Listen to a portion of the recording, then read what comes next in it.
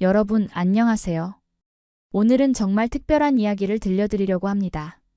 이집트 알렉산드리아에서 온 26세 여성 파티마 알 마수드의 이야기입니다.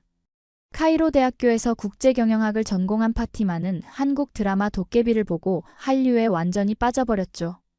혼자서 한국어를 독학하며 복수 전공까지 마친 그녀가 드디어 경쟁률 200대 1을 뚫고 서울 본사 인턴으로 파견되게 됩니다.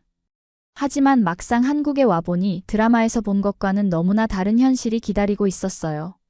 직장 문화의 벽, 언어의 장벽, 그리고 예상치 못한 감정의 소용돌이까지. 특히 첫 출근 날 만난 팀장이 자신이 드라마에서 그려왔던 이상형과 너무나 닮아 있어서 더욱 혼란스러웠습니다. 과연 파티마는 이 모든 어려움을 극복하고 한국에서 자신만의 자리를 찾을 수 있을까요? 그리고 마지막에는 어떤 놀라운 반전이 기다리고 있을까요? 궁금하시죠?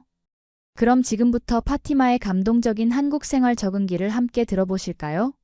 영상이 도움이 되셨다면 구독 버튼과 좋아요, 그리고 알림 설정까지 꼭 부탁드립니다. 카이로 대학교 기숙사 작은 방에서 파티마는 노트북 화면을 뚫어져라 쳐다보고 있었습니다.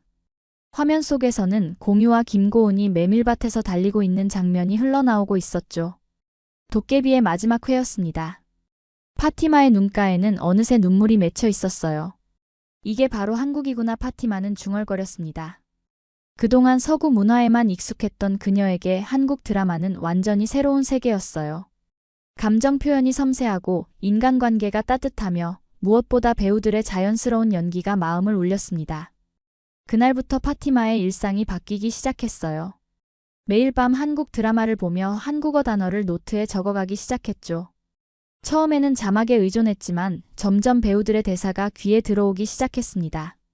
안녕하세요, 감사합니다, 죄송합니다 같은 기본적인 인사말부터 보고 싶다, 사랑해 같은 감정 표현까지 하나씩 익혀나갔어요. 친구들은 파티마의 변화를 신기하게 바라봤습니다. 평소 아랍어와 영어만 구사하던 그녀가 갑자기 동양 언어에 관심을 보이는 것이 의외였거든요. 파티마, 너 요즘 이상해. 왜 갑자기 한국에 그렇게 관심이 많아졌어? 룸메이트 아이샤가 물었습니다. 잘 모르겠어. 그냥 끌려. 한국 사람들의 정서가 우리와 비슷한 것 같아. 가족을 중시하고 어른을 공경하고 정이 많고. 파티마는 자신도 정확히 설명하기 어려운 감정을 표현하려 애썼습니다. 그렇게 1년이 흘렀어요. 파티마는 국제경영학과 수업을 들으면서도 틈틈이 한국어학과 복수 전공 과정을 밟기 시작했습니다. 한국어 문법이 아랍어와 완전히 달라서 처음에는 정말 어려웠어요. 특히 존댓말과 반말의 구분, 상황에 따른 어미 변화는 정말 복잡했죠. 하지만 파티마는 포기하지 않았습니다. 한국어학과 교수님께 적극적으로 질문했고 한국 유학생들과도 친해지려고 노력했어요. 카이로에 있는 한국문화원에도 자주 갔습니다. 그곳에서 한국 음식도 맛보고 한복도 입어보고 태권도도 배웠죠. 졸업이 다가오면서 파티마는 큰 결심을 하게 됩니다. 한국에서 실제로 살아보고 싶다는 생각이 간절해졌어요. 마침 자신이 인턴으로 일하고 있던 다국적 기업에서 서울 본사 파견 인턴을 모집한다는 공고가 나왔습니다. 경쟁률은 무려 200대 1이었어요. 전 세계에서 우수한 인재들이 지원했습니다. 파티마는 밤낮 없이 지원서를 준비했어요. 자기소개서에는 한국어를 독학한 이야기와 한국 문화에 대한 열정을 가득 담았습니다. 면접에서는 유창한 한국어로 자신의 포부를 밝혔죠. 한국은 저에게 단순한 외국이 아닙니다. 제2의 고향이 되고 싶은 곳이에요. 이집트와 한국을 잇는 가교 역할을 하고 싶습니다. 파티마의 진심이 담긴 말이었습니다. 몇 주 후 합격 통지서가 날아왔어요. 파티마는 기쁨을 감추지 못했습니다. 드디어 꿈에 그리던 한국에서 살 수 있게 된 거죠. 가족들은 처음에는 걱정했지만 파티마의 열정을 보고는 응원해주기로 했습니다. 출발 전날 밤 파티마는 그동안 봤던 한국 드라마들을 다시 한번 정리해봤어요. 도깨비, 태양의 후예, 겨울연가. 각각의 드라마가 그녀에게 한국어와 한국 문화를 가르쳐준 소중한 스승이었습니다. 내일이면 드라마 속에서만 보던 그 나라에 직접 발을 디디게 되는 거죠. 인천공항에 내린 파티마의 첫 느낌은 정말 깨끗하다였습니다. 공항 곳곳에 한글과 영어, 중국어, 일본어가 함께 적혀 있었고 사람들은 모두 바쁘게 움직이고 있었어요. 드라마에서 봤던 것처럼 한국 사람들은 정말 빨리 걸었습니다. 공항에서 나와 지하철을 타고 해방촌으로 향했습니다. 회사에서 마련해준 숙소가 그곳에 있었거든요. 하지만 지하철 노선도를 보는 것부터 난관이었어요. 한글로 된 역명들이 눈에 익지 않았고 사람들의 빠른 발걸음에 따라가기도 버거웠습니다. 해방촌역에서 내려 골목길을 헤매던 파티마는 점점 불안해졌어요. 구글 지도를 보면서 걸었지만 좁은 골목들이 미로처럼 얽혀 있어서 방향 감각을 잃었습니다. 게다가 날씨는 생각보다 추웠고 무거운 캐리어를 끌고 다니기 힘들었죠. 그때 작은 한식당에서 나오는 김치찌개 냄새가 파티마의 발걸음을 멈추게 했습니다. 배가 고팠던 것도 있지만 무엇보다 따뜻해 보이는 불빛이 간절했어요. 식당 문을 열고 들어가니 50대 정도 되어 보이는 아주머니가 환하게 웃으며 맞아주었습니다. 어머, 외국분이네. 어디서 오셨어요? 아주머니의 목소리는 정말 따뜻했어요. 이집트에서 왔습니다. 길을 잃어서요. 파티마가 서툰 한국어로 대답했습니다. 아이고, 이 추운데 고생 많이 했겠네. 일단 앉아서 뭐라도 먹고 가. 밥은 먹고 다녀야지. 아주머니는 파티마를 자리에 앉히고는 뜨끈한 김치찌개를 가져다 주었어요. 김치찌개를 한 숟가락 떠먹는 순간 파티마의 눈가에 눈물이 맺혔습니다.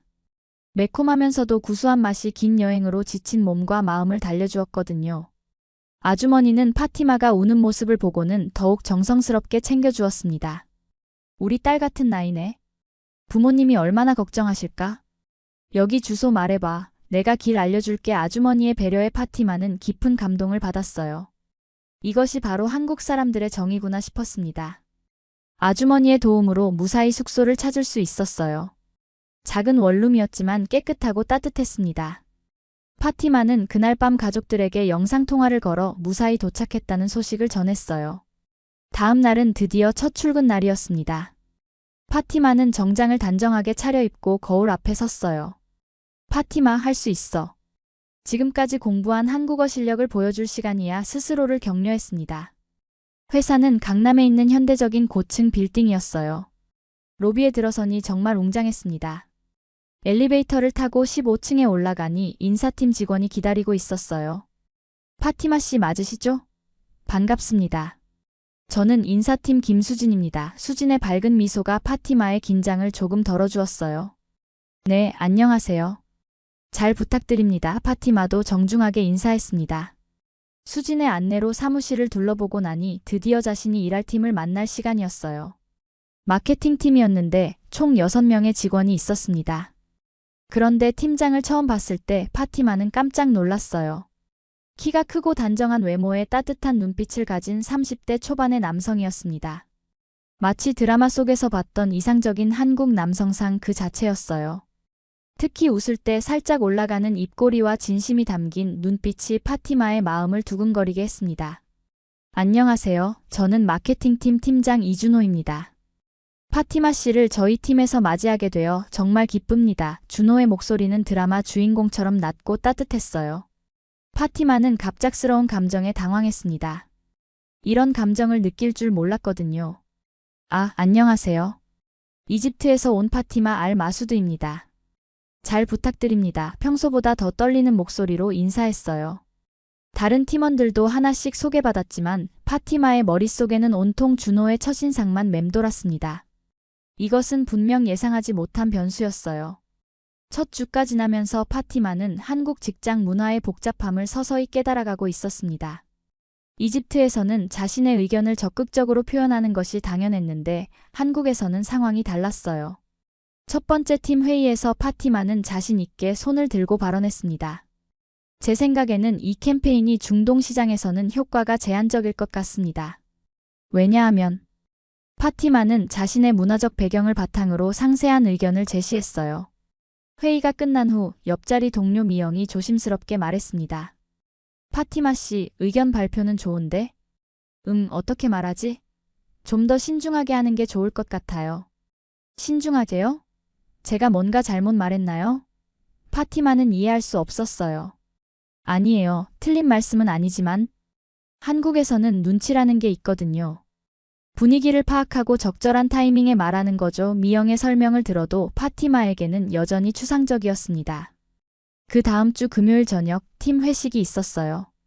파티마는 처음 경험하는 한국식 회식의 설렘과 걱정을 동시에 느꼈습니다. 장소는 팀 근처 삼겹살집이었어요. 파티마 씨, 돼지고기 괜찮으시죠? 준호가 배려 깊게 물었습니다. 네, 괜찮습니다. 사실 파티마는 종교적인 이유로 돼지고기를 먹지 않았지만 첫 회식에서 분위기를 깰까봐 그냥 대답했어요. 회식 자리에서 파티마는 또 다른 문화적 충돌을 경험했습니다. 선배들이 술을 따라주면 받아 마셔야 한다는 것, 나이 순서대로 건배를 해야 한다는 것, 술잔을 비우고 다시 따라드려야 한다는 것 등등. 이집트에서는 경험해 본 적 없는 복잡한 규칙들이었어요. 파티마 씨, 한국 회식 문화 어때요? 준호가 물었습니다. 정말 독특해요. 이렇게 함께 술을 마시면서 가까워지는 문화가 신기합니다. 파티마는 솔직하게 답했어요. 하지만 회식 후반부로 갈수록 파티마는 점점 소외감을 느꼈습니다. 동료들이 한국 연예인이나 드라마, 최근 이슈들에 대해 이야기할 때 끼어들기 어려웠거든요. 또한 술에 취한 선배가 외국인이라 힘들지? 같은 말을 할 때마다 상처받았어요. 월요일 오전 출근길에서 미영을 만난 파티마는 용기를 내어 물어봤습니다. 미영 씨, 제가 회식 때 이상하게 행동한 건 아니죠? 아니에요. 괜찮았어요. 다만, 미영이 망설이더니 조심스럽게 말했어요. 한국에서는 밥 먹었어? 그냥 인사말이에요. 실제로 밥을 먹었는지 궁금해서 묻는 게 아니라요. 파티마는 깜짝 놀랐어요. 지난주에 동료들이 밥 먹었어? 라고 물을 때마다 네 먹었어요. 또는 아직 안 먹었어요. 라고 진지하게 대답했거든요. 그럼 뭐라고 대답해야 해요? 그냥 네, 안녕하세요 정도면 돼요. 아니면 네, 먹었어요. 미영 씨는요? 이렇게 되물어봐도 좋고요. 이런 작은 오해들이 쌓이면서 파티마는 점점 한국 직장 생활에 어려움을 느끼기 시작했어요. 특히 이메일을 쓸 때도 마찬가지였습니다. 이집트에서는 직접적이고 명확한 표현이 선호되는데 한국에서는 완곡하고 정중한 표현을 사용해야 했거든요. 어느 날 파티마가 보낸 이메일 때문에 작은 소동이 벌어졌어요. 이 자료는 부정확합니다. 수정이 필요합니다. 라고 직설적으로 쓴 메일이 다른 부서 직원에게 무례하게 받아들여진 거죠. 준호가 파티마를 조용히 불러서 말했습니다. 파티마 씨, 업무 열정은 정말 좋습니다. 다만 한국에서는 표현 방식이 조금 다를 수 있어요. 검토 부탁드립니다. 이런 식으로 완곡하게 표현하는 게 좋겠어요. 파티마는 좌절감을 느꼈어요. 자신이 정직하고 효율적이라고 생각했던 소통 방식이 한국에서는 무례하게 받아들여지다니. 점심시간에 혼자 앉아있는 파티마를 보며 동료들은 수근거렸습니다. 외국인이라 어려울 텐데.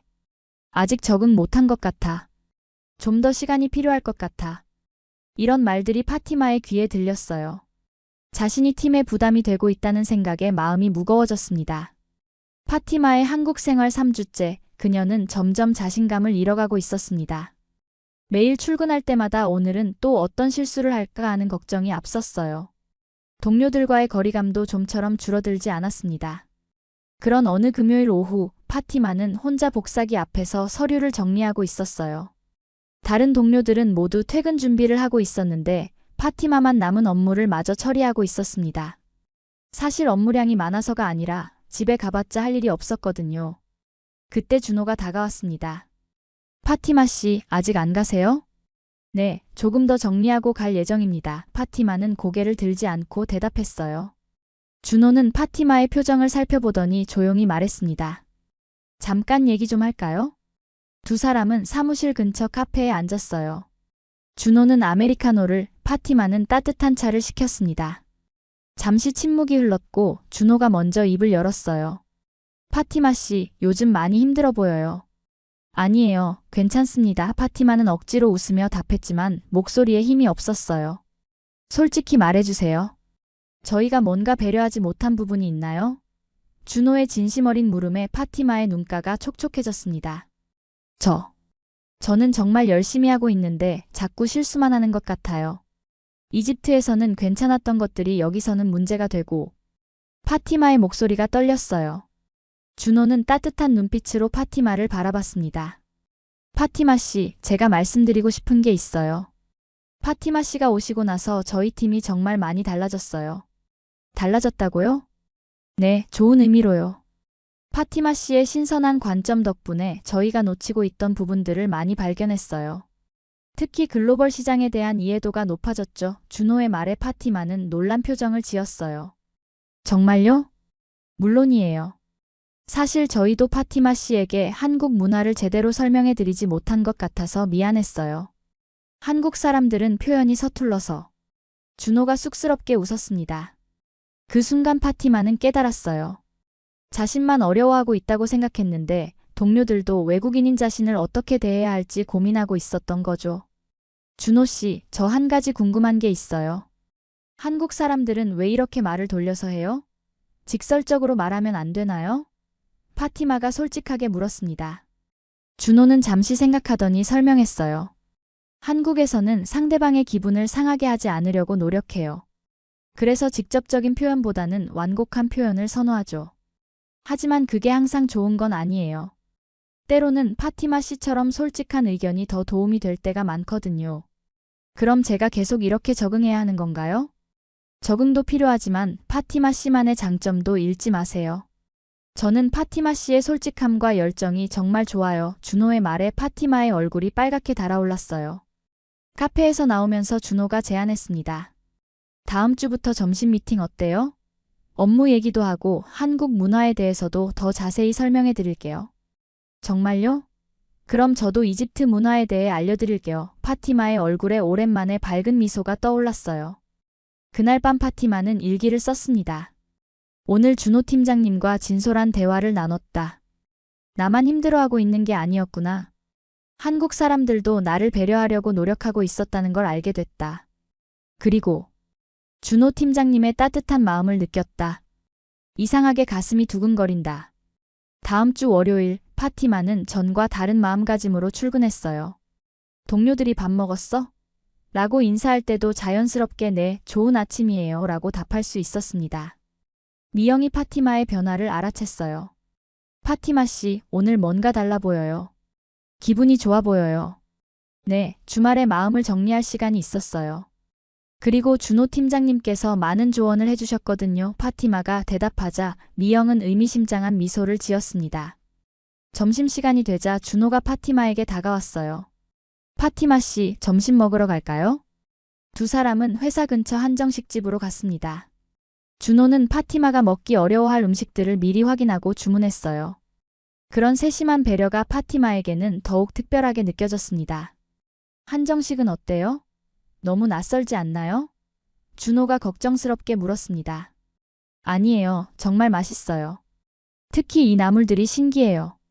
이집트에서는 볼 수 없는 것들이거든요. 파티마는 진심으로 음식을 즐기고 있었어요.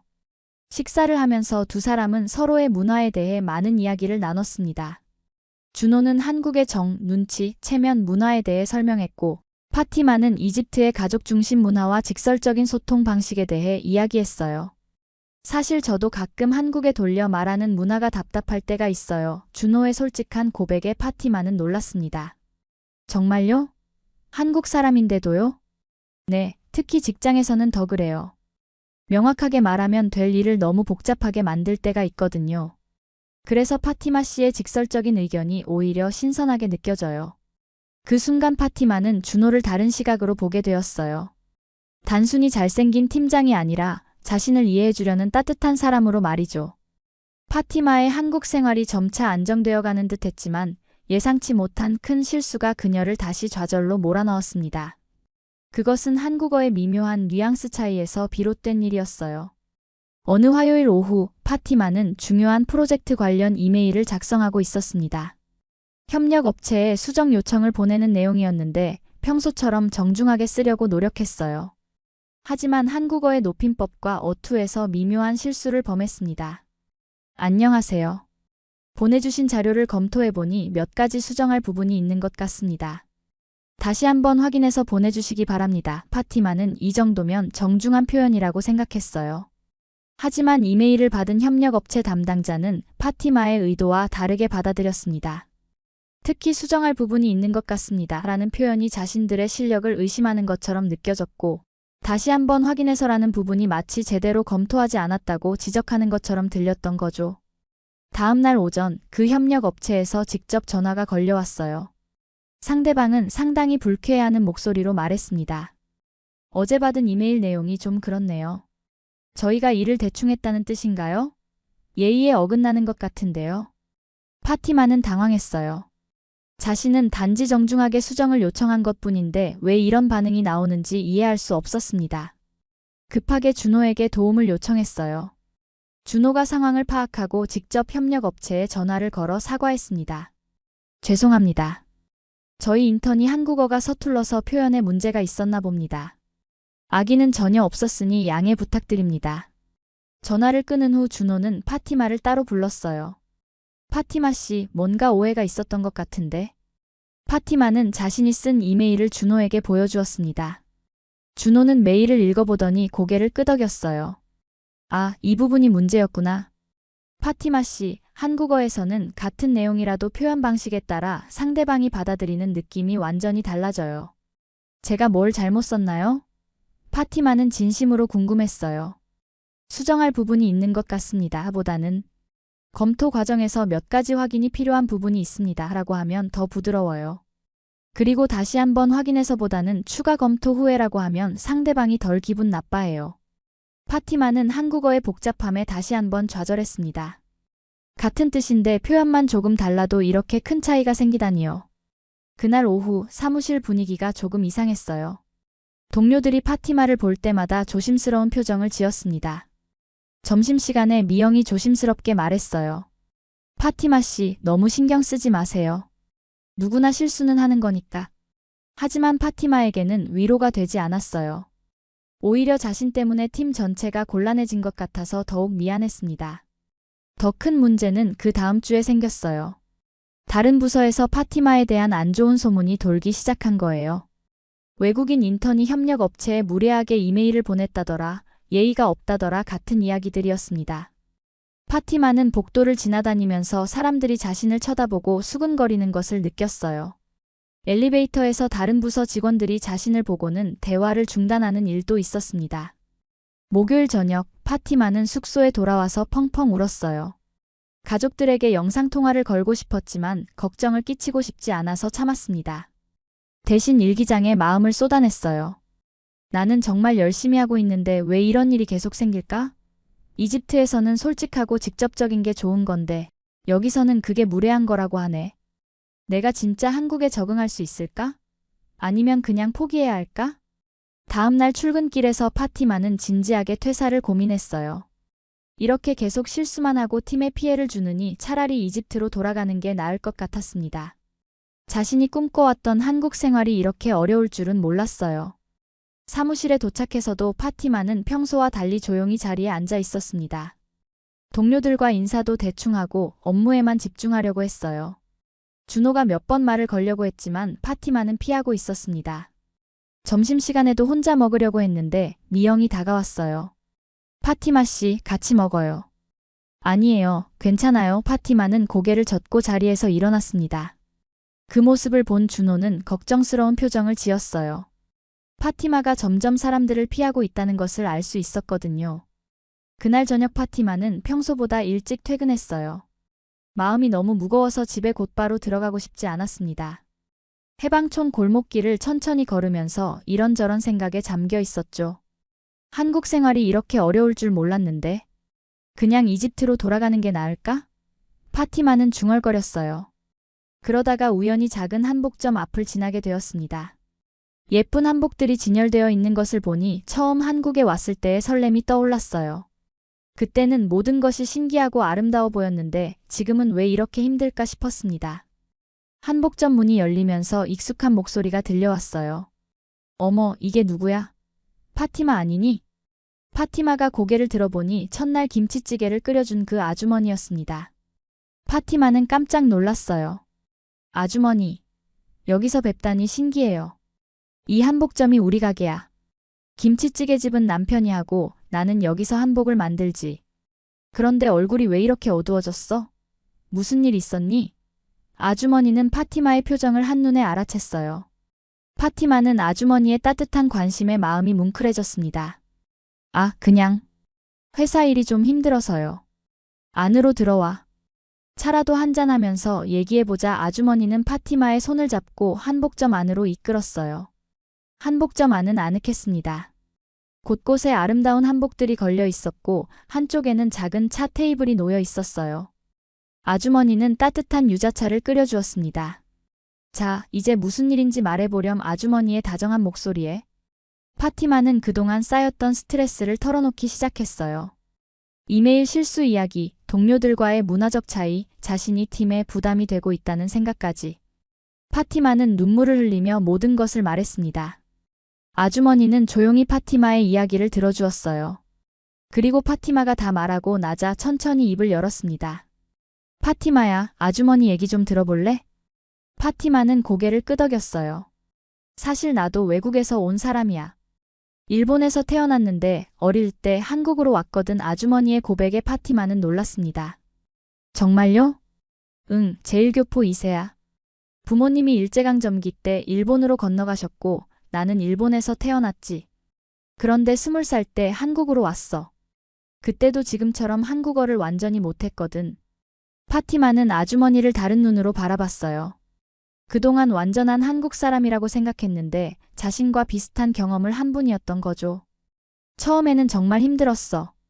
일본에서 자란 내가 한국 사람들한테는 일본 사람 같고 일본 사람들한테는 한국 사람 같고 어디에도 속하지 못하는 기분이었지. 아주머니의 목소리에 옛 기억이 묻어 있었어요. 그럼 어떻게 극복하셨어요? 처음에는 내 자존심 때문에 고생했어. 내가 왜 이래야 하지? 내 방식이 틀린 건 아닌데 이런 생각만 했거든. 그런데 어느 날 깨달았어. 자존심을 조금 내려놓으니까 사람들 마음이 보이기 시작하더라고. 아주머니는 유자차를 한 모금 마시고 계속 말했어요. 한국 사람들도 처음에는 나를 어떻게 대해야 할지 몰라서 어색해했어. 그런데 내가 먼저 다가가고 실수해도 웃으면서 아직 서툴러서 미안해요 라고 하니까 오히려 더 따뜻하게 대해주더라고. 파티마는 아주머니의 말을 곰곰 생각해봤어요. 자신도 모르게 자존심 때문에 벽을 쌓고 있었던 건 아닐까요? 그리고 말이야, 완벽하게 한국 사람처럼 되려고 하지 마. 파티마만의 색깔을 잃으면 안 돼. 나도 지금까지 일본에서 배운 것들을 많이 활용하고 있어. 한복을 만들 때도 일본 재봉 기술을 접목하거든. 아주머니 말씀을 들으니 마음이 좀 편해져요. 그리고 한 가지 더. 사람은 마음이야. 진심은 언어를 넘어서 전해져. 파티마가 진심으로 노력하고 있다는 걸 주변 사람들도 다 알고 있을 거야. 아주머니는 파티마의 손을 꼭 잡았어요. 힘들 때는 언제든 여기로 와. 아주머니가 맛있는 거 해줄게. 그리고 기억해, 넌 혼자가 아니야. 파티마는 눈물이 났어요. 하지만 이번에는 슬픈 눈물이 아니라 고마운 눈물이었습니다. 한복점을 나오면서 파티마는 아주머니가 준 작은 한복 브로치를 가슴에 달았어요. 힘들 때마다 이걸 보고 아주머니 말씀을 떠올려라고 하신 말씀이 기억났습니다. 그날 밤 파티마는 오랜만에 편안한 마음으로 잠들 수 있었어요. 내일부터는 다시 힘내서 노력해보자는 생각이 들었습니다. 다음 날 금요일, 파티마는 평소보다 30분 일찍 출근했어요. 어젯밤 아주머니와의 대화를 통해 마음을 정리한 후 해야 할 일이 있다고 생각했거든요. 먼저 협력 업체에 보낼 정중한 사과 메일을 작성했습니다. 준호에게 검토를 부탁한 후 발송했어요. 그리고 가장 중요한 일이 남아 있었습니다. 준호에게 감사 인사를 전하는 것이었죠. 점심시간이 되자 파티마는 준호에게 다가갔어요. 팀장님, 잠깐 시간 있으시면 드릴 말씀이 있어요. 네, 물론이죠. 준호는 따뜻하게 대답했습니다. 두 사람은 조용한 카페로 갔어요. 파티마는 가방에서 정성스럽게 쓴 손편지를 꺼냈습니다. 이게 뭐예요? 준호가 궁금해했어요. 편지예요. 그동안 감사했던 마음을 담았어요. 파티마는 수줍게 말했습니다. 준호는 편지를 받아 읽기 시작했어요. 편지에는 한국어와 아랍어, 영어가 섞여 있었지만 파티마의 진심이 그대로 느껴졌습니다. 준호 팀장님께 제가 한국에 와서 가장 힘들었을 때 위로해 주시고 격려해 주셔서 정말 감사합니다. 처음에는 제가 팀에 부담이 되는 것 같아서 죄송했는데 팀장님 덕분에 다시 용기를 낼 수 있었어요. 앞으로 더 열심히 해서 팀에 도움이 되는 사람이 되겠습니다. 그리고 팀장님은 정말 좋은 사람이에요. 고맙습니다. 파티마 올림. 편지를 다 읽은 준호의 눈가가 촉촉해졌어요. 파티마 씨, 오히려 제가 감사해요. 파티마 씨 덕분에 저도 많이 배우고 있어요. 정말요? 네, 다른 문화를 이해하는 것도 그렇고 소통의 중요성도 다시 깨닫게 되었어요. 그리고 준호가 잠시 머뭇거렸어요. 파티마 씨의 순수함과 열정이 저희 팀에 정말 좋은 영향을 주고 있어요. 파티마는 가슴이 따뜻해졌어요. 자신이 부담이 되고 있다고 생각했는데 오히려 좋은 영향을 주고 있다니요. 오후에 사무실로 돌아오니 미영이 다가왔어요.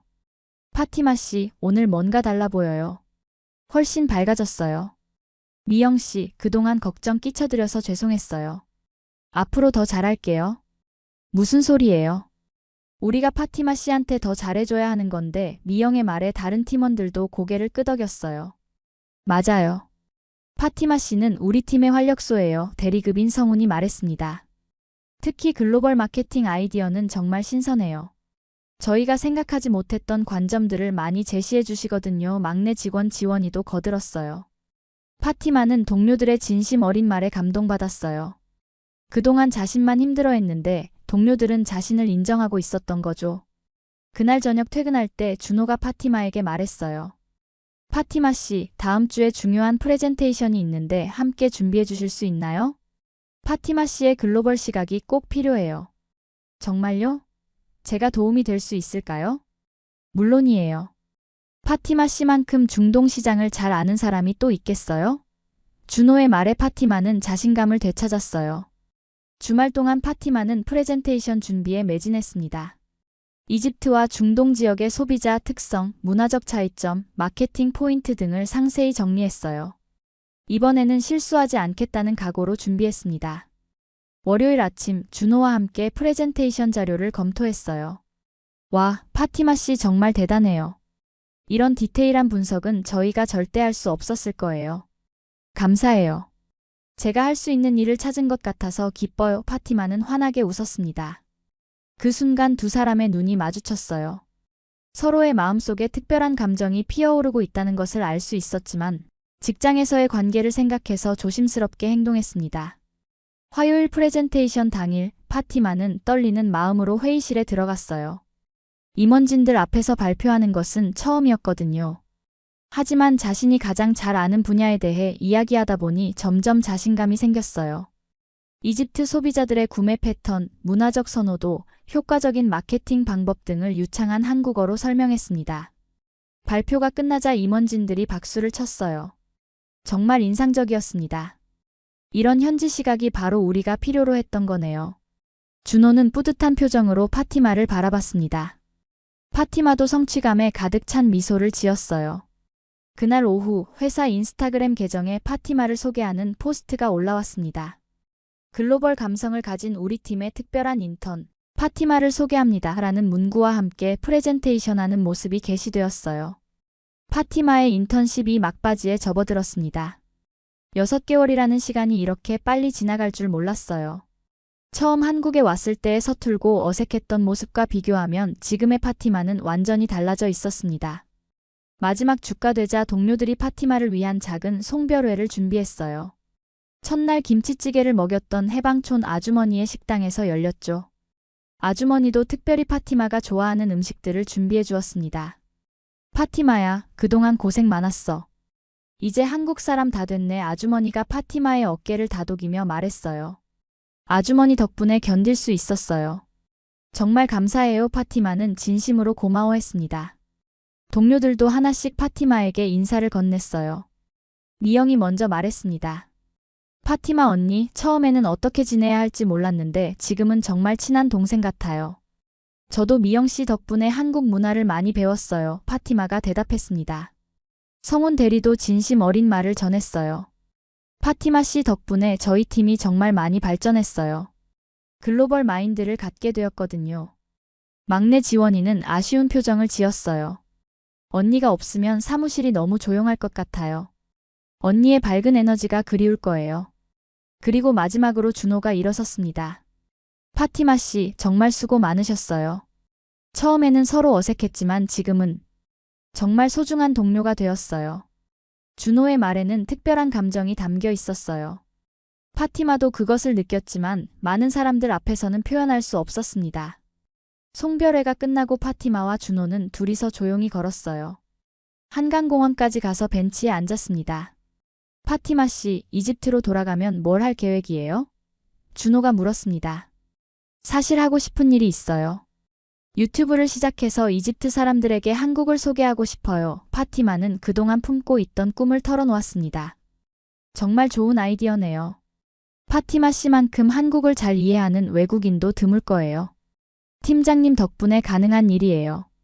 처음에 포기하려고 했을 때 붙잡아 주셨잖아요. 파티마가 고마운 마음을 전했습니다. 준호는 잠시 망설이다가 말했어요. 파티마 씨, 사실 제가 고백할 게 있어요. 파티마의 심장이 빨리 뛰기 시작했어요. 처음에 파티마 씨를 봤을 때부터 특별한 감정을 느꼈어요. 하지만 직장에서의 관계 때문에 표현할 수 없었죠. 저도요. 파티마는 작은 목소리로 대답했습니다. 저도 팀장님께 특별한 감정을 느꼈어요. 하지만 인턴이라는 위치 때문에 말할 수 없었어요. 두 사람은 서로를 바라보며 미소를 지었어요. 비록 지금은 헤어져야 하지만 서로의 마음을 확인한 것만으로도 충분했습니다. 언젠가 다시 만날 수 있겠죠? 준호가 물었습니다. 꼭 그럴 거예요. 그때까지 서로 열심히 살아요. 파티마가 대답했습니다. 다음 날 파티마는 인천공항에서 이집트로 향하는 비행기에 몸을 맡겼어요. 창밖으로 보이는 서울의 야경을 바라보며 지난 6개월을 되돌아봤습니다. 힘들었지만 정말 값진 시간이었어요. 이집트 카이로에 도착한 파티마를 가족들이 환영했습니다. 딸아, 많이 달라졌구나. 더 성숙해 보여. 어머니가 파티마를 꼭 안으며 말했습니다. 파티마는 곧바로 유튜브 채널을 개설했어요. 채널명은 파티마의 한국 이야기였습니다. 첫 번째 영상은 자신의 한국 생활 경험담이었어요. 안녕하세요, 여러분. 저는 6개월 동안 한국에서 인턴으로 일했던 파티마입니다. 오늘부터 여러분께 한국의 아름다운 문화와 따뜻한 사람들에 대해 이야기해 드리려고 해요. 파티마의 진솔한 경험담과 유창한 아랍어 설명은 이집트 시청자들에게 큰 호응을 얻었어요. 특히 한국 직장 문화, 한국 음식, 한국어 학습법에 대한 영상들이 인기를 끌었습니다. 몇 달 후 파티마의 채널은 구독자 10만 명을 돌파했어요. 이집트뿐만 아니라 다른 아랍 국가 시청자들도 많이 찾아왔습니다.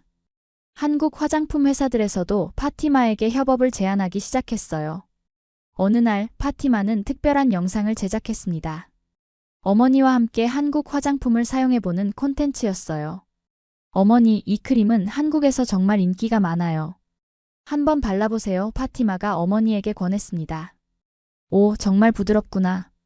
향도 좋고. 어머니가 신기해하며 말했습니다.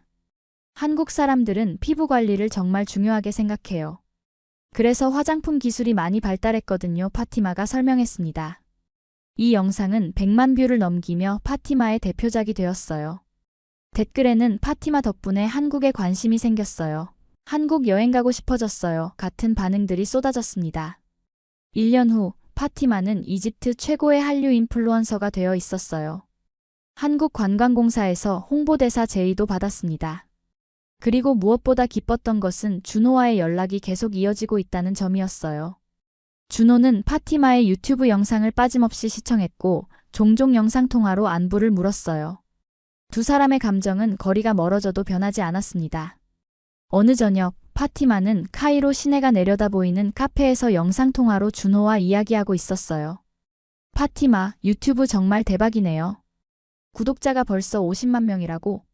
준호가 놀라며 말했습니다. 네, 믿어지지 않아요.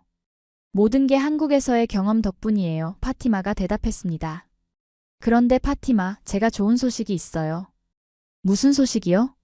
저희 회사에서 중동지사 설립을 계획하고 있어요.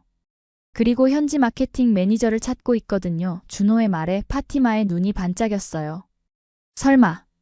네, 파티마가 가장 적합한 후보예요. 어때요? 다시 함께 일할 생각 없으세요? 파티마는 가슴이 벅차올랐어요. 한국에서 배운 것을 이집트에서 활용할 수 있는 기회이자 사랑하는 사람과 다시 함께 할 수 있는 기회였거든요. 물론이에요. 정말 꿈 같아요. 그날 밤 파티마는 일기에 썼습니다. 처음 한국에 갔을 때는 단순히 한류에 빠진 여대생이었다. 하지만 지금은 두 나라를 잇는 다리 역할을 하고 있다. 그리고 진정한 사랑도 찾았다. 진심은 정말 언어와 국경을 넘어서는 것 같다. 몇 달 후 파티마는 이집트에 설립된 한국 기업의 마케팅 매니저로 취임했어요. 준호도 중동사업 총괄 매니저로 이집트에 파견되었습니다. 두 사람의 새로운 시작이었죠. 파티마의 유튜브 채널은 계속 성장했고 더 많은 이집트 사람들이 한국 문화에 관심을 갖게 되었어요. K-뷰티, K-푸드, K-드라마의 인기가 이집트 전역으로 퍼져나갔습니다. 어느 금요일 저녁 파티마와 준호는 나일강이 보이는 레스토랑에서 저녁을 먹고 있었어요. 서로의 문화를 이해하고 존중하는 두 사람의 관계는 더욱 깊어졌습니다. 파티마, 당신 덕분에 저도 이집트 문화를 많이 배우고 있어요. 준호가 말했습니다. 저도요. 서로 다른 문화에서 자랐지만 마음은 통하는 것 같아요. 파티마가 대답했습니다. 그래요. 진심은 정말 언어를 넘어서는 것 같아요. 마지막 장면에서 파티마는 어머니와 함께 한국 화장품을 소개하는 영상을 촬영하고 있었어요. 어머니의 얼굴에는 환한 미소가 가득했고 파티마도 행복해 보였습니다. 여러분, 오늘도 시청해주셔서 감사해요. 다음 주에는 한국 전통차 체험 영상으로 찾아올게요. 안녕히 계세요. 파티마가 카메라를 향해 손을 흔들며 인사했습니다. 카메라가 꺼진 후 파티마는 창밖을 바라보며 생각했어요. 처음 한국에 갔을 때는 단순한 호기심이었지만 지금은 두 나라의 문화를 연결하는 소중한 일을 하고 있었습니다. 그리고 무엇보다 진정한 사랑을 만났어요. 한국에서 겪었던 어려움들, 문화적 충돌들, 그리고 극복의 과정들이 모두 값진 자산이 되었습니다. 파티마는 이제 확신할 수 있었어요. 진심과 노력이 있다면 어떤 문화적 차이도 극복할 수 있다는 것을요. 그녀의 이야기는 많은 사람들에게 용기와 희망을 주었습니다. 서로 다른 문화 사이의 가교 역할을 하며 진정한 소통과 이해의 가능성을 보여준 것이죠. 파티마의 한국 생활 적응기는 이렇게 아름다운 결말을 맞이했습니다. 여러분, 오늘 들려드릴 이야기는 정말 놀라운 일입니다. 미국 백악관에서 30년간 국가안보를 담당했던 한 전문가가 한국을 보고 눈물을 흘렸다는 사실 믿으시겠습니까? 포브스에서 발표한 세계 강대국 순위에서 대한민국이 6위를 차지했다는 소식이 전해졌을 때 워싱턴의 모든 관료들이 깜짝 놀랐습니다. 특히 로버트 앤더슨이라는 전 백악관 국가안보보좌관은 이 결과를 직접 확인하기 위해 한국행 비행기에 몸을 맡겼죠. 그런데 그가 한국에서 목격한 것들은 단순한 숫자나 통계를 훨씬 뛰어넘는 것이었습니다. 냉철하고 이성적이기로 유명했던 이 전략가를 완전히 바꿔놓은 것은 과연 무엇이었을까요? 처음에는 의구심 가득한 시선으로 한국을 바라봤던 그가 마지막에는 감동의 눈물을 흘리며 한국은 더 이상 우리의 동맹국이 아니다. 그들은 스스로 미래를 만들어가는 진짜 강대국이다라고 고백하게 된 과정을 지금부터 자세히 들려드리겠습니다. 영상이 도움이 되셨다면 구독과 좋아요, 알림 설정까지 부탁드립니다. 워싱턴 DC 중심가에 위치한 한 회의실. 아침 9시 정각에 시작된 브리핑은 평소와는 사뭇 다른 분위기였습니다. 긴장감이 흐르는 가운데 포브스에서 발표한 세계 강대국 순위표가 대형 스크린에 떠올랐거든요. 1위 미국, 2위 중국, 3위 러시아까지는 예상 범위 아니었죠. 4위 독일, 5위 일본도 어느 정도 납득할 수 있었습니다. 하지만 6위에 자리한 대한민국의 이름을 본 순간 20여 명의 참석자들로 가득했던 회의실이 조용해졌습니다. 로버트 앤더슨은 62세의 나이에도 여전히 날카로운 눈빛을 유지하고 있는 전문가였습니다. 그는 30년간 백악관에서 국가안보 업무를 담당하며 세계 각국의 실력을 냉정하게 분석해온 사람이었죠. 특히 동아시아 지역에 대해서는 누구보다 해박한 지식을 가지고 있었습니다. 그런 그가 이 순위표를 보며 고개를 갸우뚱했습니다. 한국이 일본보다 위라고 하는군요. 방위비 분담 문제도 겨우 해결한 나라가 말입니다. 로버트의 목소리에는 의구심이 가득했습니다. 그의 옆자리에 앉은 국방부 동아시아 담당국장이 고개를 끄덕이며 동조했죠. 저도 같은 생각입니다. 6위는 일시적 착시일 수도 있어요. 아마도 특정 분야에서 일시적으로 높은 점수를 받았을 가능성이 크죠. 예를 들어 코로나 방역 같은 건 말입니다. 회의실 안에 다른 참석자들도 비슷한 반응을 보였습니다. 한류붐 때문에 문화 점수가 높게 나왔을 수도 있고요.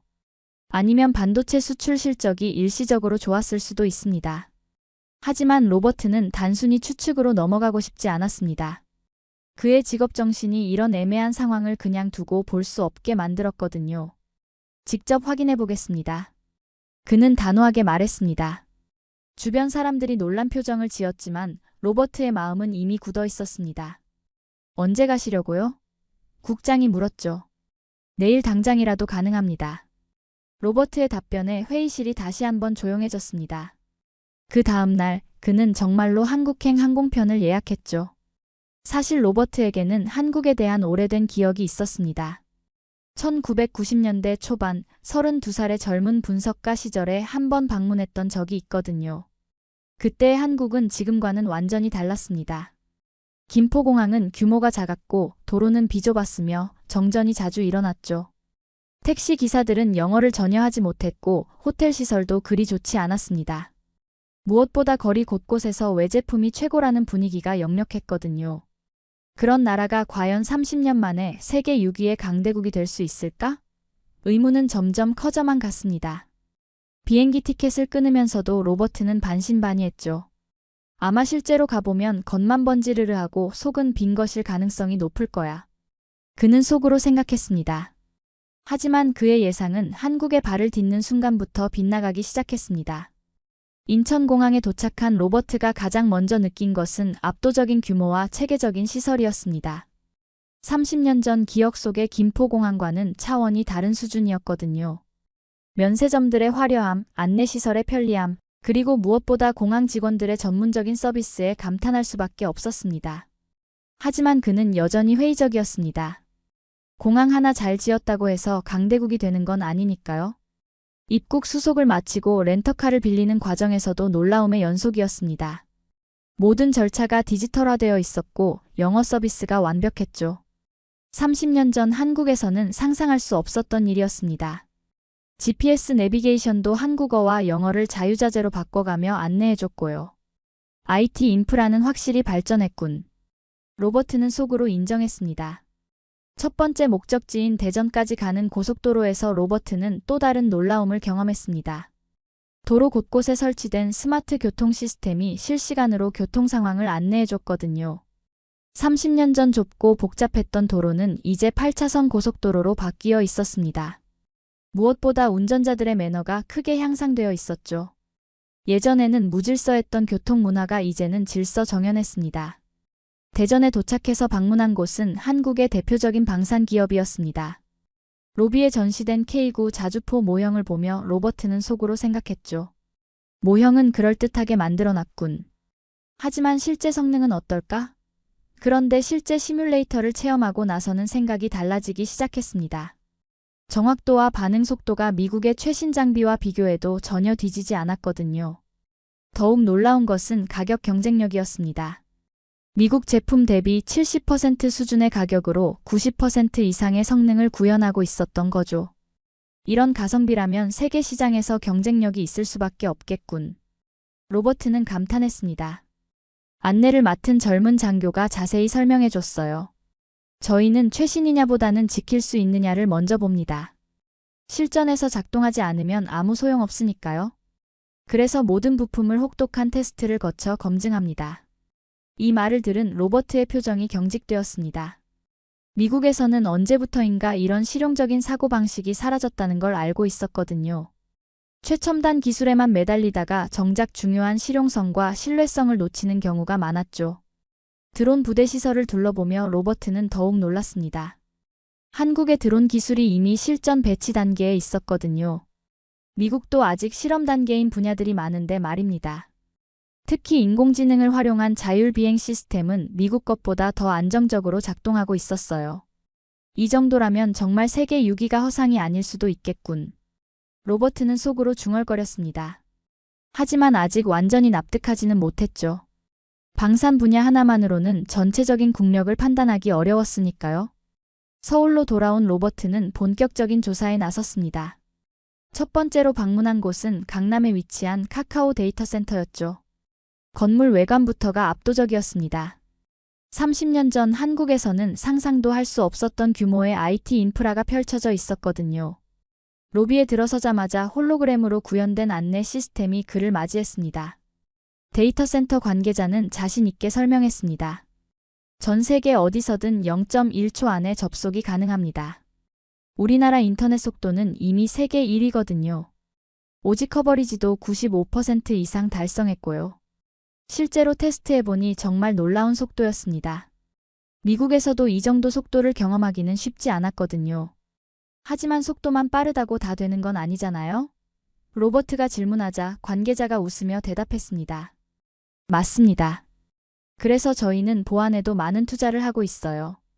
해킹 시도가 하루에 수만 건씩 들어오는데 차단율이 99.9%입니다.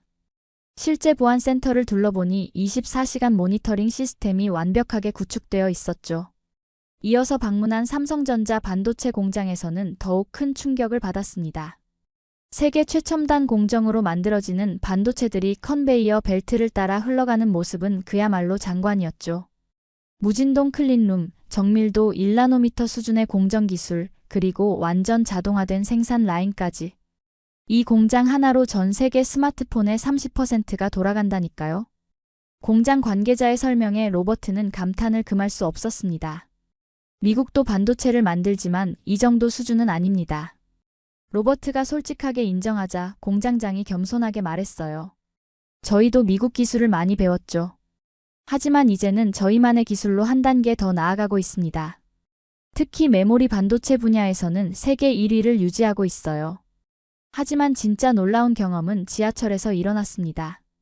강남역에서 지하철을 타려고 하는데 옆에 서 있던 초등학생이 말을 걸어왔거든요. 외국인이세요? 어느 나라에서 오셨어요? 유창한 영어에 로버트가 깜짝 놀라며 대답했습니다. 미국에서 왔단다. 그러자 아이가 눈을 반짝이며 말했죠. 와, 정말요? 저는 우주항공공학자가 될 거예요. 한국도 곧 달에 갈 수 있어요. 누리호 발사 성공했잖아요. 아이의 순수한 열정과 당당함에 로버트는 미소를 지을 수밖에 없었습니다. 30년 전 한국에서는 상상할 수 없었던 자신감이었거든요. 그때는 모든 것이 외국 것이 좋다는 분위기였는데 지금은 자국의 기술과 미래에 대한 확고한 자부심이 넘쳐났습니다. 지하철 안에서도 놀라운 일들이 계속됐습니다. 승객들이 대부분 스마트폰으로 독서를 하거나 온라인 강의를 듣고 있었거든요. 한 대학생은 파이썬 프로그래밍을 공부하고 있었고 직장인은 영어 회화 앱으로 공부하고 있었습니다. 이런 학습 열기는 어디서도 본 적이 없어. 로버트는 감탄했습니다. 이게 바로 진짜 국가 경쟁력인가? 그는 속으로 자문했습니다. 다음 날 로버트는 DMZ로 향했습니다. 한국의 진짜 모습을 보려면 분단 현실을 직면하고 있는 최전선을 봐야 한다고 생각했거든요. 서울에서 출발해 1시간 반 정도 차를 타고 가니 완전히 다른 세상이 펼쳐졌습니다. 평화로운 농촌 풍경 너머로 철조망과 감시탑이 보이는 묘한 대조였죠.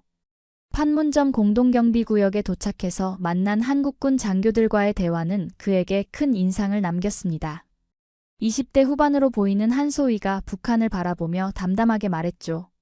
저희는 매일 전쟁과 마주하고 살아갑니다.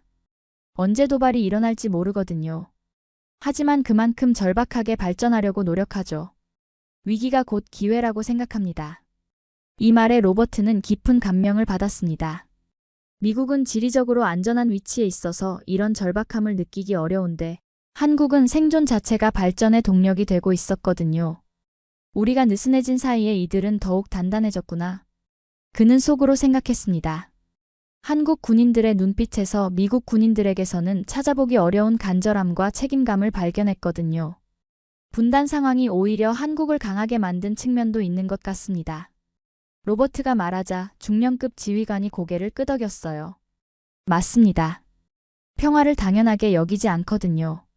그래서 매 순간 최선을 다하려고 하죠. 특히 젊은 세대들은 이런 환경에서 자라면서 더욱 강인한 정신력을 갖게 됐습니다. 실제로 만나본 젊은 병사들은 놀라울 정도로 의식 수준이 높았습니다. 단순히 명령에 따르는 게 아니라 자신의 역할과 책임을 정확히 이해하고 있었거든요. 우리가 지키는 것은 단순한 국경이 아니라 자유와 민주주의입니다. 한 상병의 말에서 로버트는 진정한 군인 정신을 봤습니다.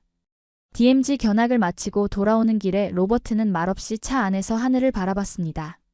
한국의 젊은이들이 왜 그렇게 열정적인지 이해가 되기 시작했거든요. 언제든 사라질 수 있는 평화 속에서 살아가는 사람들의 간절함이었습니다. 그런 환경에서 자란 세대가 만들어낸 성과들이 지금의 대한민국을 세계 6위로 올려놓은 게 아닐까 싶었죠. 한국 사람들은 위기를 기회로 바꾸는 능력이 탁월합니다. 함께 동행한 한국 정부 관계자가 설명했어요. 6.25 전쟁, IMF 외환위기, 2008년 금융위기, 그리고 최근 코로나19까지 매번 위기를 맞을 때마다 더 강해져서 일어났거든요. 이런 역사적 경험이 한국인들의 DNA에 새겨져 있다는 생각이 들었습니다. 저녁에는 서울 시내의 한 카페에서 대학생들과 대화할 기회가 있었습니다. 그들은 K-팝과 K-뷰티에 대해 이야기하면서도 동시에 인공지능과 바이오 기술에 대한 깊은 관심을 보였습니다. 문화와 기술이 이렇게 자연스럽게 어우러지는 나라는 처음 봅니다. 로버트는 감탄했죠. 미국에서는 문화산업과 첨단 기술이 분리되어 발전하는 경우가 많은데 한국은 둘이 완벽한 시너지를 내고 있었거든요. 부산으로 향하는 KTT에서 로버트는 창밖 풍경을 바라보며 깊은 생각에 잠겼습니다. 시속 300km로 달리는 고속철도 자체도 놀라웠지만 더욱 인상적인 것은 차창 밖으로 보이는 발전된 도시들이었습니다. 서울에서 부산까지 이어지는 모든 도시가 나름의 특색을 가지고 발전하고 있었거든요. 대전의 과학기술, 대구의 섬유산업, 울산의 중화학공업까지. 단순히 수도권에만 집중된 발전이 아니라 전국적으로 균형 잡힌 성장이었습니다. 30년 전에는 서울과 지방의 격차가 엄청났는데 로버트는 과거를 떠올렸습니다. 그때는 서울을 벗어나면 급격히 낙후된 모습을 볼 수 있었거든요. 하지만 지금은 어느 도시를 가도 일정 수준 이상의 인프라와 생활 수준을 유지하고 있었습니다. 이런 균형 발전이야말로 진짜 선진국의 모습이지. 그는 감탄했습니다. 부산에 도착해서 가장 먼저 방문한 곳은 전쟁기념관이었습니다. 한국전쟁 당시의 자료들을 보며 로버트는 복잡한 감정에 빠졌습니다. 미국이 도움을 주었던 것은 맞지만 정작 피를 흘리며 싸운 것은 한국 사람들이었거든요. 전시된 사진들 속에서 폐허가 된 부산의 모습을 보니 더욱 놀라웠습니다. 그런 폐허에서 이만큼 발전한 것이 기적 같았거든요. 70년 전 이곳이 마지막 보루였습니다. 기념관 해설사가 설명했어요. 낙동강 방어선에서 간신히 버텨냈죠. 만약 그때 무너졌다면 지금의 대한민국은 존재하지 않았을 겁니다. 로버트는 숙연해졌습니다. 그런데 지금은 도움을 받던 나라가 세계 6위의 강국이 되어 있었습니다. 이들의 저력을 제대로 평가하지 못했구나. 로버트는 자신의 과거 판단을 반성했습니다. 기념관에서 만난 한국전쟁 참전 용사의 딸과의 인터뷰는 특히 인상 깊었습니다. 60대 중반으로 보이는 그녀는 차분하고 품위 있게 말했죠. 미군 덕분에 우리가 시작할 수 있었던 것은 분명합니다. 아버지도 늘 그렇게 말씀하셨어요. 하지만 여기까지 온 것은 우리 손으로 이뤄낸 일이에요. 아버지가 그렇게 말씀하셨거든요. 도움받은 것에 감사하되 스스로 일어서야 한다고요. 이어서 그녀는 감동적인 이야기를 들려줬습니다. 아버지는 전쟁 후에 미군 부대에서 일하셨어요. 그때 미군들이 쓰던 물건들을 보면서 언젠가는 우리도 저런 걸 만들 수 있을 거야 라고 하셨죠.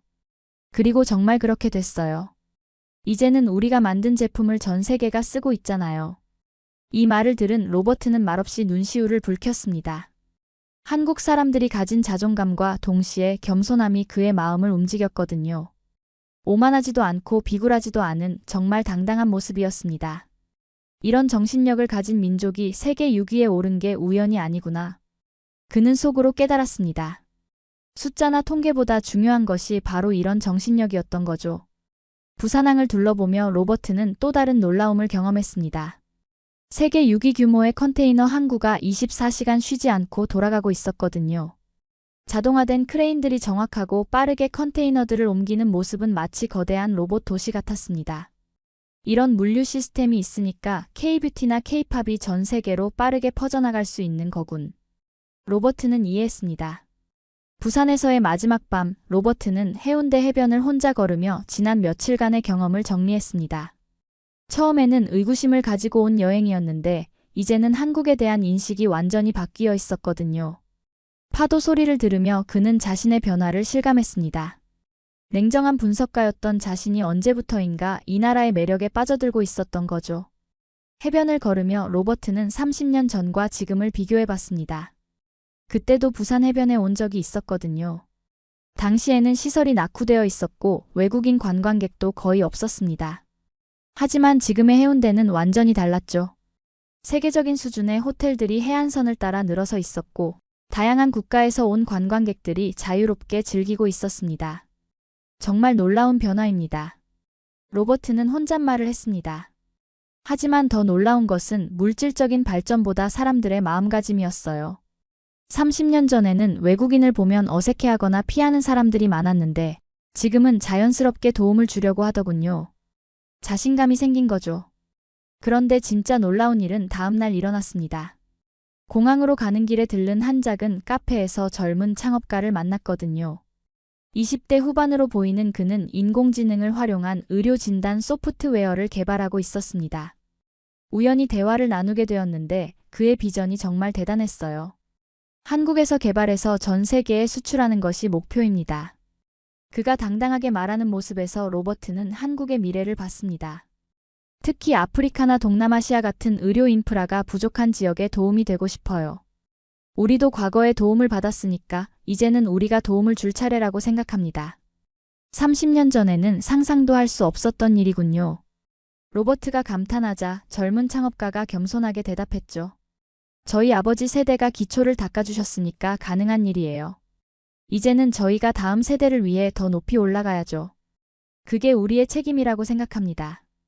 이런 세대 간의 연속성과 발전 의지가 한국을 여기까지 끌어올린 원동력이었습니다. 개인의 성공이 아니라 국가와 민족의 발전을 생각하는 마음가짐이었죠. 미국 젊은이들도 이런 마음을 가졌으면 좋겠는데 로버트는 아쉬워했습니다. 카페에서 나오면서 로버트는 한국에 대한 마지막 인상을 정리했습니다. 이 나라는 단순히 경제적으로만 발전한 게 아니었어요. 사람들의 정신적 성숙도도 함께 이뤄낸 진정한 선진국이었습니다. 자신감을 가지면서도 겸손함을 잃지 않고 개인의 성공과 공동체의 발전을 조화시키는 지혜를 가지고 있었거든요. 비행기에 오르기 전 로버트는 인천공항 라운지에서 노트북을 꺼내 글을 쓰기 시작했습니다. 워싱턴 포스트에 기고할 칼럼이었죠. 제목은 이미 정해져 있었습니다. 한국은 더 이상 동맹국이 아니다. 마이너스 그들은 스스로 미래를 만들어가는 진짜 강대국이다. 처음에는 의구심으로 시작했던 여행이 이제는 깊은 존경심으로 바뀌어 있었거든요. 글을 쓰면서도 그의 눈가에는 눈물이 맺혔습니다. 자신의 오만함을 깨닫게 해준 한국 사람들에 대한 고마움과 동시에 미국이 놓치고 있는 것들에 대한 안타까움이 교차했거든요. 우리도 한국에서 배워야 할 것들이 너무 많다. 그는 속으로 다짐했습니다. 워싱턴에 돌아온 로버트는 곧바로 칼럼 작성에 매달렸습니다. 그의 글은 단순한 여행기가 아니라 한 전문가의 진솔한 고백이었거든요. 나는 한국을 과소평가했다로 시작하는 그의 칼럼은 미국 정가와 언론계에 큰 파장을 일으켰습니다. 특히 숫자보다 강한 것, 바로 사람이다라는 구절은 많은 사람들에게 깊은 인상을 남겼죠. 칼럼에서 로버트는 구체적인 경험들을 생생하게 묘사했습니다. K9 자주포의 성능에 놀랐지만 더 놀라운 것은 그것을 만든 사람들의 마음가짐이었다. 그들은 최신 기술보다 실용성을 우선시했고 이것이야말로 진정한 군사 전문가의 사고방식이었다. 30년간 국방 분야에서 일한 그의 평가였기에 더욱 설득력이 있었습니다. 삼성 반도체 공장에서 본 것은 단순한 제조업이 아니었다. 그것은 미래를 향한 의지의 구현체였다. 한국 사람들은 오늘의 성공에 안주하지 않고 내일의 도전을 준비하고 있었다. 로버트의 글은 한국의 기술력뿐만 아니라 정신력까지 높이 평가했습니다. 칼럼이 발표된 후 로버트에게는 수많은 인터뷰 요청이 쏟아졌습니다. CNN, BBC, 폭스뉴스 등 주요 언론사들이 모두 인터뷰를 요청했죠.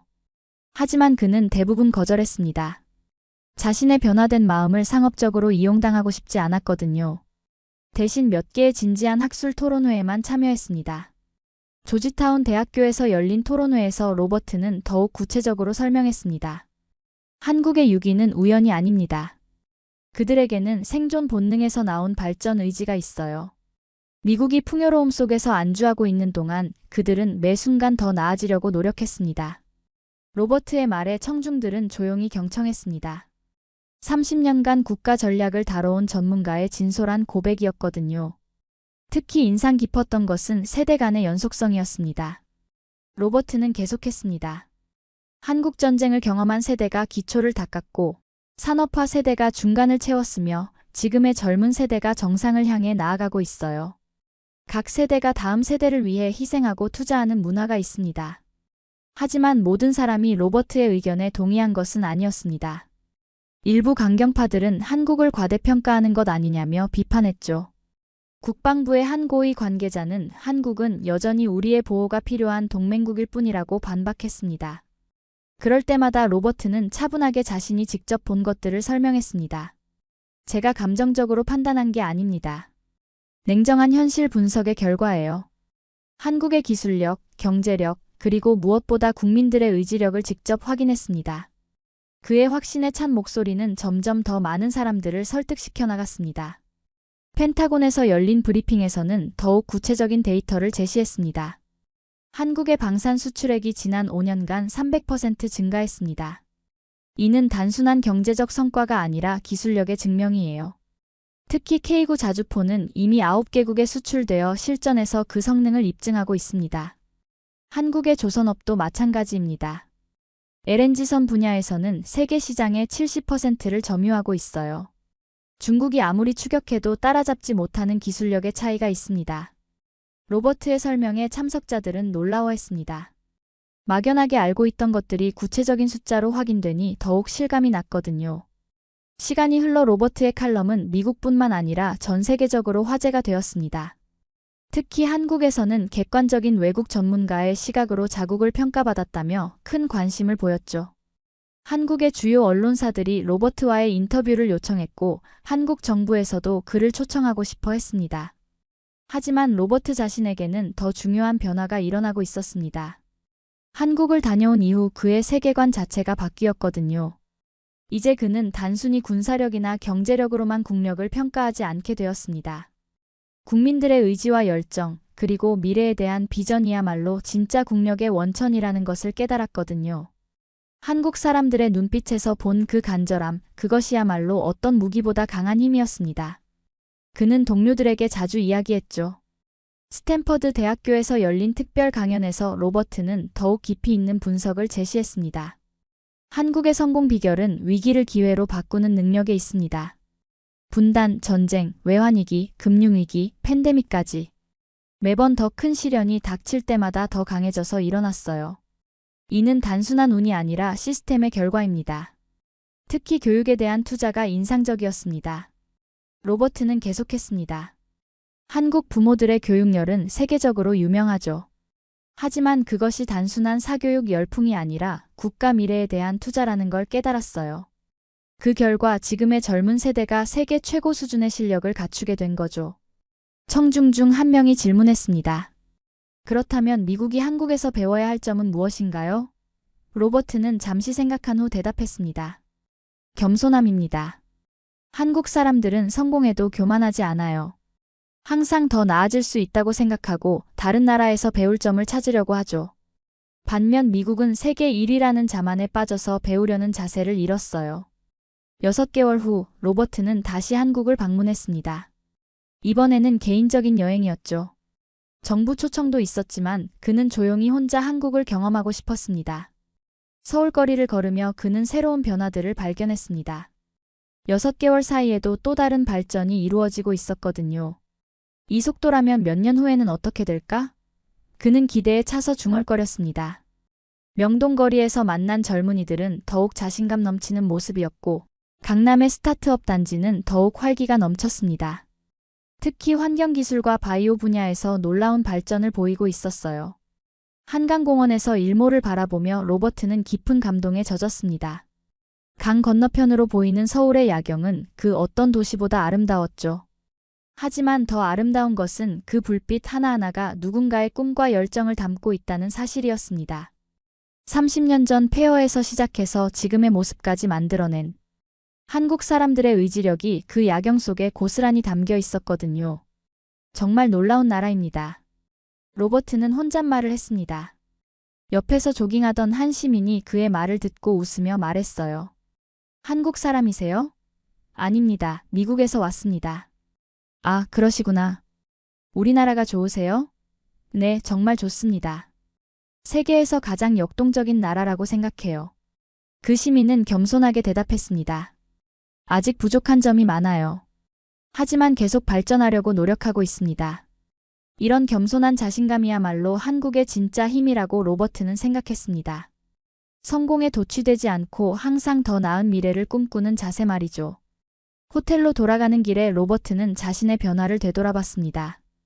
1년 전만 해도 한국을 중간 규모의 동맹국 정도로 생각했던 자신이 이제는 미국이 배워야 할 나라라고 생각하게 되었습니다. 이런 변화가 가능했던 것은 한국 사람들의 진정성 때문이었어요. 그들은 거짓 없이 진심으로 노력하고 있었고 그 진심이 로버트의 마음을 움직인 거죠. 대한민국 숫자가 아니라 정신으로 기억될 나라. 그의 마지막 내레이션처럼 한국은 이제 세계가 주목하는 진짜 강대국이 되어 있었습니다. 세계 6위라는 순위보다 더 중요한 것은 끊임없이 발전하려는 의지였던 거죠. 그리고 그 의지는 앞으로도 한국을 더 높은 곳으로 이끌어갈 것이 분명했습니다. 로버트는 이제 확신했습니다. 한국의 미래가 세계의 미래가 될 것이라고 말입니다.